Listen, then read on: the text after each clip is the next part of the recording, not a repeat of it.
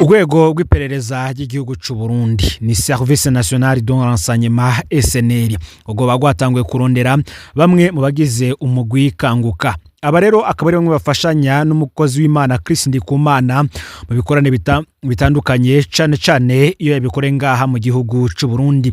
Ndiniteka n'umunezero ntangere vyo gusubira kubana namwe banywanyi bacu mu bana natwe mu makuru n'ibiganiro vya misi yose dushikiriza kuri nombonesha kure yacu kandi yanyu muhuza TV. Numwe tugiye kubageza ko amakuru y'ibiriko biravugwa bigezwe ko ngaha mu gihugu c'u Burundi, akaba ari amakuru tuza kugaruka kuri vyinshi bitandukanye cane y'abiriko biravugwa mu bisata vyinshi hirya no hino mu gihugu. Na makuru ariko tuza gushimika ku makuru twahawe n'isoko ryacu ryo mwiperereza ko hoba hari dossier igiye kubugwa ku mukozi w'Imana Chris Ndikumana. Ni mu gihe ico azira turaza kukigaruka ko ni mu gihe mu minsi iheze aribwo habaye igikorane ca Kanguka ngaha mu gihugu c'u Burundi. Ni igikorane citabwe ku rugero rudasanzwe nkuko bisanzwe bigenda mu bindi bihugu nka Cameroon ndetse n'ibindi vyo ku mugabane wa Afrika no ku mugabane wa Buraya. Chris Ndikumana ni umukozi akomeye cyane ndetse amaze no kuba rurangiranwa ku mugabane wa Afrika ndetse no kwisi nzima, akaba ari numwe kandi mu bahesha isura nziza igihugu c'u Burundi. Uyu Chris Ndikumana mu minsi iheze murazi ko yagirishije igikorane ca Kanguka ngaha mu gihugu c'u Burundi. Ni igikorane citabwe ku rugero rudasanzwe, mbere haraba umuvundo abantu bariko barataha umunani bahasiga ubuzima. Ni mu gihe kandi hari n'abahakomerekeye bajanwa mu bitaro i Bujumbura. Chris Ndikumana ni umukozi adasanzwe kuko ngo leta y'u Burundi yo barifuje kumukoresha nkuko ari ikirangirire mw'isi nzima azwi cyane. We aranana arabahakanira. Akarorero twobaha ku mukozi w'Imana ngo yemeye gukoreshwa n'intwaro ni Apotre Isidore Mbayahaga. Uyu benshi bamufata nk'umuvugishwa President Ndayishimiye. Uyu ivyo igihugu gishatse n'ivyo avuga ndetse n'ivyo intwaro ya CNDD-FDD yifuza n'ivyo akora. Murazi ko ari wakunze kwifashishwa cyane ngo yambike iceyi abatavuga rumwe n'ubutegetsi bwa CNDD-FDD. Mbere amakuru yanagiye habona ko ari umukozi w'iperereza, bikaba vyaramenyekanye mu gihe yagiye mu gihugu ca Republika Iharanira Rusange ya Kongo asanzwe y'abasirikare bari ku rugamba. Mu kibuka kandi no mu minsi yeze yo barajanye abo mu bwoko bw'abanyamurenge kwa President Evariste Ndayishimiye akabakira muri Ntare House. Ivyo abo bagabo mu nyuma cyaje kugaragara nuko nabo kandi bari mu misozi ya Minembwe mu gihugu ca Republika Iharanira Rusange ya Kongo mu gihe abasuda b'u Burundi bariko bagwana na M23. Rero hari amakuru ariko aravugwa nubwo akiri mwibanga, ariko benshi abayakwiragiza n'abakozi b'iperereza ubwabo, ariko hakaba n'abandi bariko barabikwiragiza n'ibishobisho kugira abaryohere aba bakurikirana ku mbuga ngurukana bumenyi. Iyo nkuru nta yindi rero ni yuko bamwe mu bo twaganiriye batubwiye ko abo mu mugwi wa Kanguka ukora mu Burundi bashobora gufatwa bagashikanwa imbere y'ubutungane. Reka tugaruke ngaha. Ni mugihe kandi benshi batanguye kumenya ano makuru batanze n'impanuro kuri leta y'u Burundi, bati ntikora ikosa ryo gupfunga abo mu mugwi wa Kanguka, ivyo bakabikora ngo kuzoba kubaye ukwimena inda. Chris Ndikumana nkuko twabitanatanguye mbivuga ni umukozi w'Imana rurangiranwa ku mugabane wa Afrika no kwisi nzima. Uyu ari mu batumye igihugu c'u Burundi kimenyekana cyane. Kukahugeze ukavuga ko uturuka mu Burundi barakubaza ati nawe uriho kwa Chris Ndikumana, nawe uti ego ndo kwa Chris Ndikumana, ukaryoherwa abantu kakawakira neza cyane. Igikorane ca Kanguka cabe bivanye n'urukundo abantu beretse umukozi w'Imana Chris Ndikumana. Haje isinze ry'abantu kubera umuvyigano mwinshi w'abantu. Hari abaguye muri ico gikorane bashika 8 nkuko twagiye turabigaruka ko mu makuru ndetse bikanakwiragizwa hirya no hino mu bimenyesha makuru ndetse no kumbuga ngurukana bumenyi. Benshi baciye bavuga ko ari ibitambo Chris Ndikumana yo baratanze, ko bw'ivyo bakamwagiriza ko ari umufrimaso. Sinivyo ubu bahagurukije abandi mu mbonera kure ziza kwifata ama video zivuga ububi bwa Chris Ndikumana nkuko amakuru adushikira abivuga. Chris Ndikumana kubera igikundiro afise mu bantu, habe abarundi habe ndetse n'abatari abarundi, ibikorana akora vya Kanguka biratuma abantu bava mu mihingo y'isi yose itandukanye.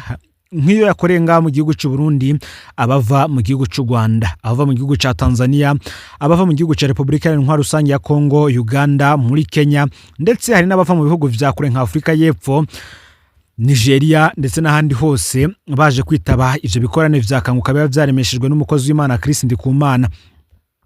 Nkuko rero twatanguye tubivuga, bamwe mu bo twaganiriye batubwira ko ico abasendede FTD bahora uyu mukozi w'Imana ngo nuko yanse kubashigikira canke gushigikira ibikorwa vyabo, guherekane aho ahagaze atangure kubahayagiza nka kurya kwa Apotre Isidore Mbayahaga. Benshi ngo ikindi ca kabiri bamuhora burya ngo n'ubwoko bwiwe, ariko ibi vyo nta gihamya tubifitiye, gusa icambere co tugihagazeko. Chris Ndikumana nk'umuntu akurikirwa n'abantu benshi, ni umuntu aba afise influence nini kandi avuga ijwi rye rigashika kure. Rero ngo intwaro yoba yarashatse kumwifashisha cyane cyane mu ntambara yarimwo kumbuga ngurukana bumenyi hamwe n'igihugu cy'u Rwanda, ho vyari bitanguye kwagirizanya mbere biturutse ku ntambara iri mu gihugu ca Republika Iharanira Rusange ya Kongo ihuje umugwi M23 ndetse n'igisirikare ca Kongo FARDC gifadikanije n'igisoda cy'u Burundi FDNB, Wazalendo ndetse n'indi migwi itandukanye iri muri ico gihugu. Umwe mu bavuze cyane mu bihe vy'intambara ni Apotre Isidore Mbayahaga, ndetse kandi Apotre Isidore Mbayahaga nk'uko vyatanguye kuvugwa n'umugenzi w'akadasohoka w'umukuru w'igihugu Varisito Ndayishimiye, mbere akaba aranamenyekanye ko ari umukozi w'iperereza ry'igisirikare. Ibi kari umukozi w'iperereza rya gisirikare turaza kubigaruka ko kuko biri mu butumwa twahawe n'umwe mu ntwazangabo z'u Burundi yahora kugwana muri Republika Iharanira Rusange ya Kongo. Sinivyo gusa, uyu Isidore Mbayahaga numwe kandi mu bantu bagiye barifashishwa n'ubutegetsi mu kwambika ice y'abandi bantu. Akarorero ni Alain Guillaume Bunyoni. Muribuka ko igihe Alain Guillaume Bunyoni yugurura ikirimba ciwe mu Gasekebuye, Apotre Isidore Mbayahaga niwe yarahari mu kugisengera. Ni nako kandi igihe Alain Guillaume Bunyoni aja gufatwa, yari yimirije gufatwa hari muri Nyakanga umwaka w'2022, ubwo yaragiye gukugwa amabanga y'umushikiranganje wa mbere. Umuntu yakwiragije amajambo menshi no kurusha abategetsi na Apotre Isidore Mbayahaga abinyujije mu cigishwa ubwo yivugiye ko ari umugani w'igifyoti, aho yavuze ko hari umwami yahaye vyose ariko akamwitura inabi, nkuko vyagiye biragaragara mu murantunge, nkuko vyagiye biragaragara cyane mu makuru yagiye yaratangwa muri uko kwezi. Rero ngo Chris Ndikumana baba baripfuje ko abafasha muri zo propaganda kuko ijwi ryiwe rigera kure. Mbere benshi banamaze kubona ko muri iki gihe ahisigeze kwifashisha abantu bazwi cyane ku mbuga ngurukana bumenyi kurusha gukoresha abategetsi ubwavyo, ariyo ntwaro isigaye iri kwisi cyane ikurikira gukoresha ubwenge buhangano nkuko benshi babivuga. Rero abantu bafise ijwi rigera kure ni abantu bavuga isi yose ikumviriza, bagira ico baterera isi yose ikumviriza. Rero hamwe bifuje ko Chris Ndikumana yobafasha muri urwo rugamba, akabagwanira kumwe ngurukana ubumenyi ndetse agabafasha gutambutsa amajambo y'ibitutsi atuka ibihugu bibanyi nkuko namwe mubizi bidafitanye umubano mwiza n'igihugu cyacu cy'u Burundi.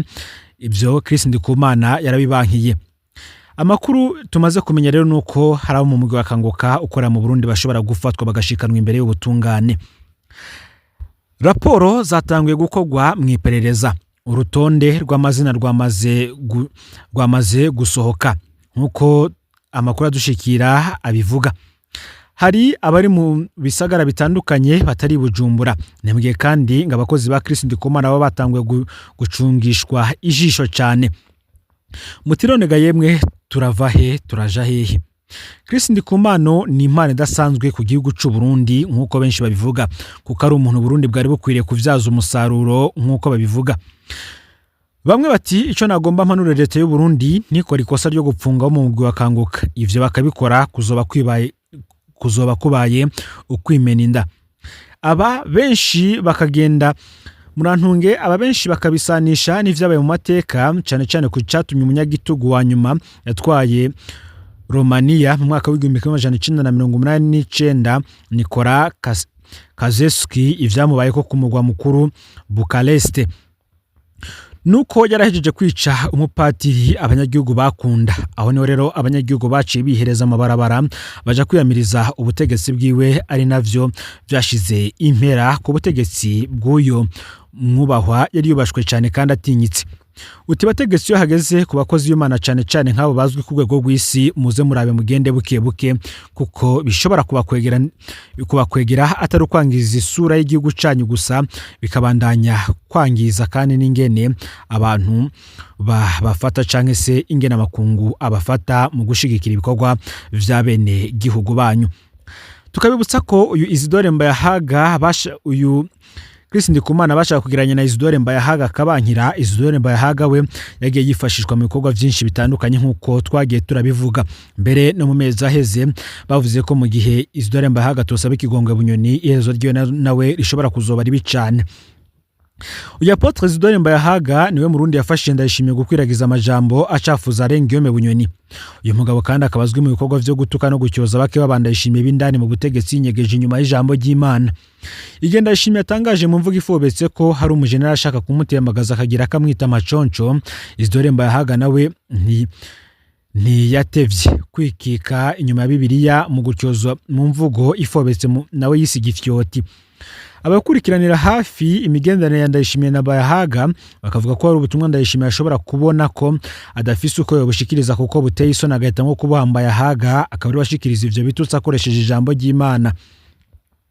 Si rimwe si kabiri kandi Mbayahaga yashikirije imvugo zifobetse zivuga kukugarariza abakuru canke kuburabuza ibikorwa vyabo yibutsa kuga badashobora kurenga umwe. Bikumvikana ko ubwo butumwa bw'ibitutsi bwari bugenewe General Guillaume Bunyoni canke Reverien Ndikuriyo.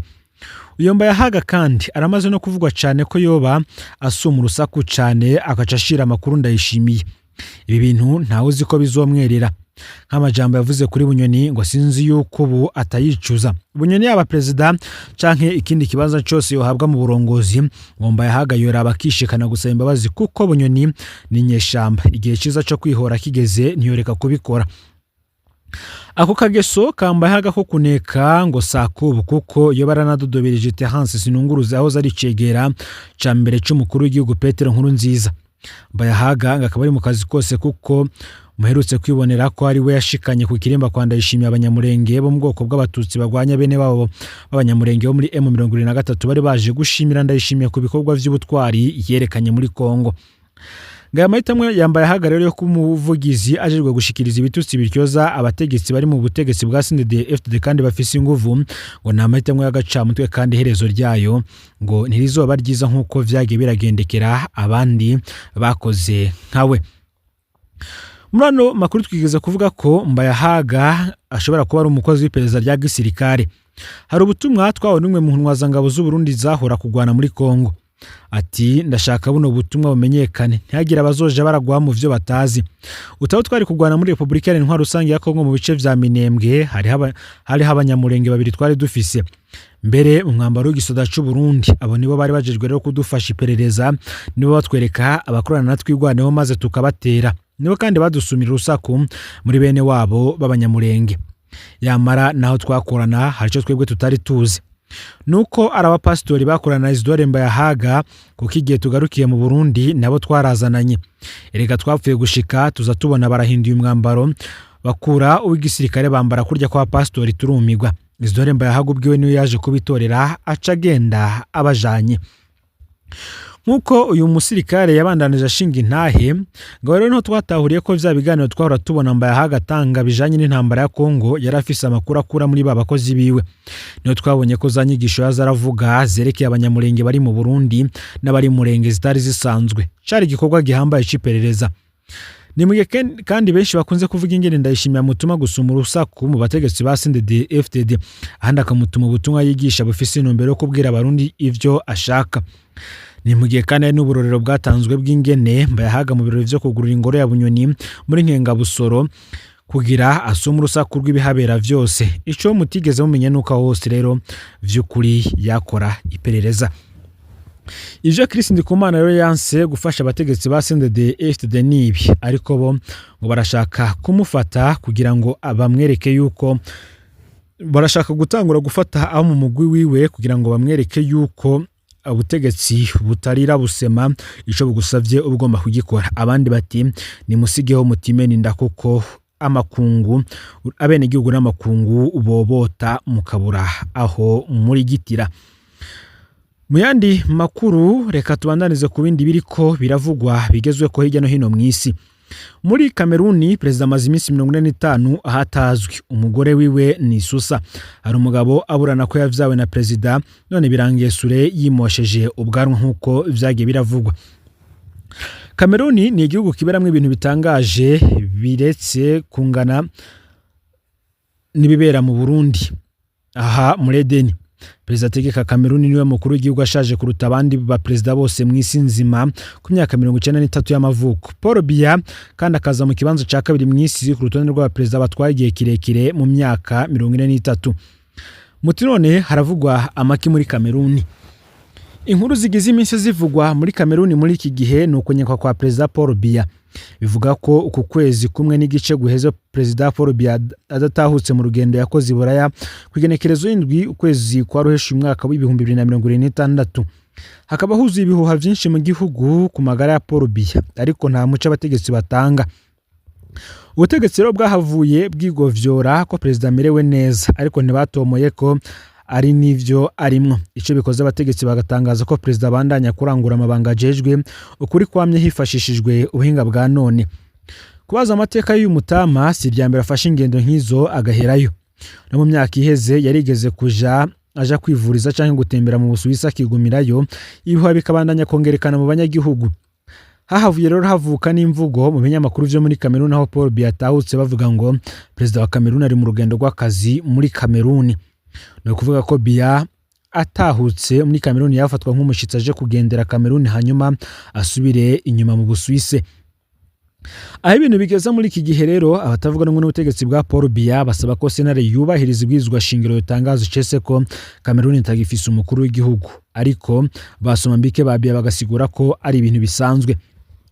Umumenyesha makuru Sule Onohiyolo yahavuye kandi ahagarika imyiyerekano yo guteka ubwanwa.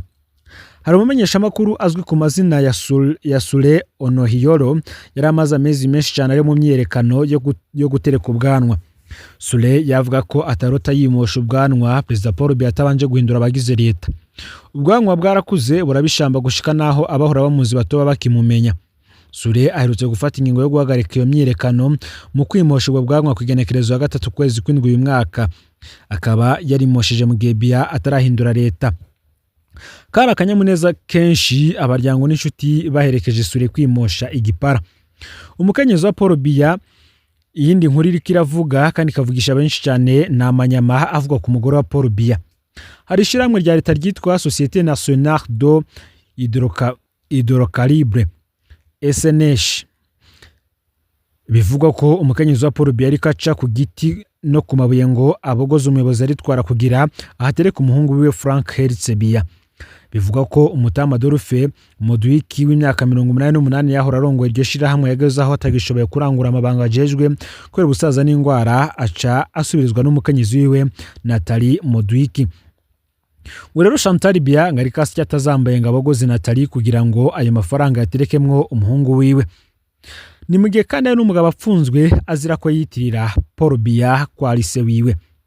Yitwa Georges Gilbert Bongara akaba afise imyaka 62. Uyu Bongara akaba aheruka gutabwa muri yompi mwijoro ryo kwigenekerezo ya 2021 mu Kakaro uyu mwaka n'igipolisi. Bongara akaba amaze igihe kirenga imyaka 10 atangaza ko ari imfura ya perezida Paul Biya. Byari byafashe minenerwe ariko hava hafatwa ingingo yo kumuhagurukira. Muri ndamukiza uyu mwaka wa 2026 Bongara yaratumwe ko n'ubutungane ariko aratinya kurenguka. Ahubwo yaciye atangaza ko ari hamwe ubutungane bwa bushaka kumenya ukuri hopimwa ADN yiwe ya Paul Biya n'iy'umuhungu wiwe Frank Biya. Bongara yavuze ko bazotangara kuko bazosanga Frank ari umurerano adopte nayo we Bongara ari umuhungu bwite wa perezida Paul Biya. Ivyo rero akaba ari byo biri kuvugwa bigezwe ko muri kano kanya kw'isi cyane cyane nko mu makuru tubashikiriza. Gusa nanone aya makuru ntitwayasozera tutabwiye bimwe mu byo perezida Ndayishimiye yatangaje mu gihe ariko ashikiriza ijambo abejeje kwatigwa bashasha mu buseseridoti. Uti baseseridoti bashasha twigishe twigishe mwongere kandi mukore ijoro n'umurango kugira ngo tubafatire ko akarorero. Kuri uyu munsi genekerezo ya 25 mukakaro uyu mwaka wa 2026 muri diocese nkuru ya Gitega neza na neza muri paruwasi ya Mukobe hatowe abapatiri bashasha hamwe n'abandi bahawe ibice bitandukanye bigana iryo banga. Ni ibirori vyatewe iteka n'umukuru w'igihugu cy'u Burundi Evariste Ndayishimiye. Mu ijambo yashikirije rero abahejeje bose kwatirwa mu ibanga ry'ubusuku kwigisha abakristu kubungabunga ubuzima bwacu kuko umubiri wacu ari ingoro y'Imana kwigaburira. Perezida Evariste Ndayishimiye agahamagarira abasaseridoti bashasha kudukebura kugira tube abakristu babikwiye. Mutwigisha kugira ubumwe, kurwanya ishari n'inzigo, tugira urukundo muri iki gihugu cacu na kare turi kumwe twese birashoboka. Ngaro rero amakuru yaragezwe ko muri kano kanya fyonde subscribe canke sabone niba utarafyonda ko kugira ngo tuzucikanwa nadushikiriza usangiza no makuru bagenzi aho bari kugira ngo nabo baje barashikirwa nabiriko biravugwa bigezwe ko ngaha mu gihugu cy'u Burundi hanze y'imbibe z'igihugu cy'u Burundi ndetse no mu makungu yakure. N'umuhoza TV rero Imana ibahezagire ibikorwa byanyu vya misi yose muri ko murakora. Amakuru yacu yo arabandanya.